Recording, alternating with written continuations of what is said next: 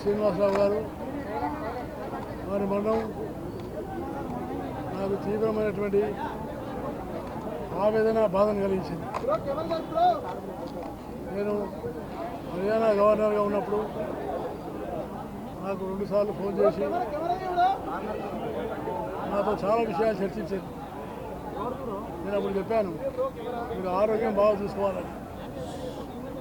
కానీ ఏదేమైనా వారి మరణం అనేది మన తెలుగు ప్రజానీకానికి, తెలుగు రాష్ట్రాలకు ఒక తీరని లోటుగా నేను భావిస్తున్నాను.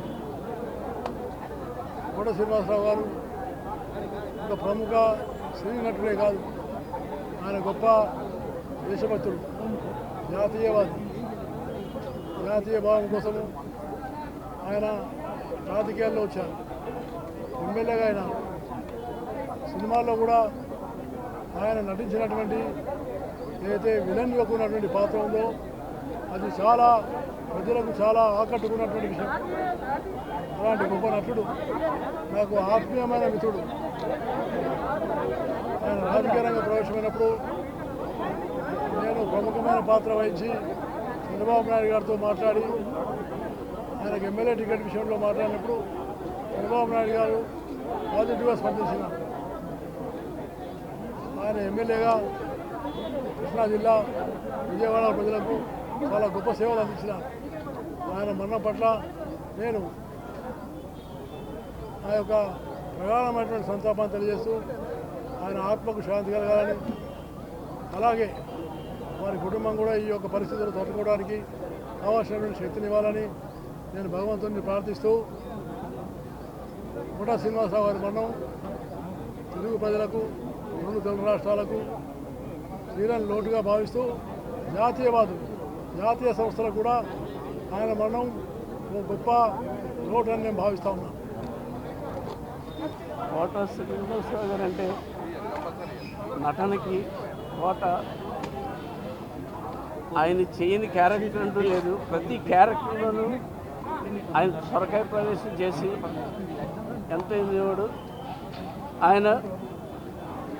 ఆయన నేను తొలిముద్దు అనే సినిమా నుంచి మా ప్రయాణం, నేను ఒక నటుడిగా కాకుండా వాళ్ళ ఇంట్లో ఫ్యామిలీ మెంబర్గా, నన్ను తమ్ముడిగా చూసేవాడు.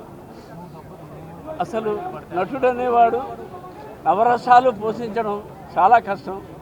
కానీ ఈయన నవరసాలు పోషించి మెప్పు పొంది పద్మశ్రీ బిరుదు తీసుకుని, ఆయన ప్రతి నటుడికి ఒక బాధ ఉంటుంది, కానీ ఒక తండ్రిగా ఎదిగిన కొడుకు పోయిన బాధని గుండెల్లో పెట్టుకుని ఆయన పాత్రలు న్యాయం చేకూర్చి కుటుంబం కోసం చాలా కష్టపడ్డాడు. అయితే ఈరోజు ఆయన ప్రతి వారానికి ఒకసారైనా నాకు ఫోన్ చేసి రే రాజు రా అంటే వెళ్ళి మాట్లాడేవాడిని. కానీ ఈ రాజు వీడే ఆయన ఇంతవరకు కాపాడింది ఈయనే. సో దేవుడు తీసుకెళ్ళిపోయాడు అనుకోండి. కానీ అక్కడ ఖాళీ ఉంది, చిత్ర పరిశ్రమకే తీరని లోటు. అటువంటి నటుడు అసలు ఇంక పుట్టడు. అలాగే అతనికంటే ఆయన పక్కా ఆర్టిస్ట్ కూడా ఒరే ఇలా చేయాలరా, అలా చేయాలరా, ఆ డైలాగు కొంచెం ఇక్కడ నొక్కాలరా అని చెప్పి వాడిని కూడా ఎంకరేజ్ చేసే మనస్తత్వం ఉన్న మంచి మనిషి. సో ఆయన ఆత్మకి శాంతి కలగాలని ఆ భగవంతుని ప్రార్థిస్తున్నాను. వీడు నిజంగా అసిస్టెంట్ కాదు, రాజు. ఎవరో అంత ఇదిగా చూడరు, అంత ఇదిగా వీడు ఇంతవరకు ఆయన బతికాడంటే వీడి వాళ్ళండి.